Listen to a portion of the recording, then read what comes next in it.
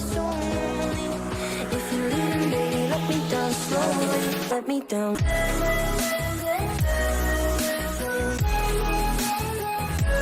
Let me down.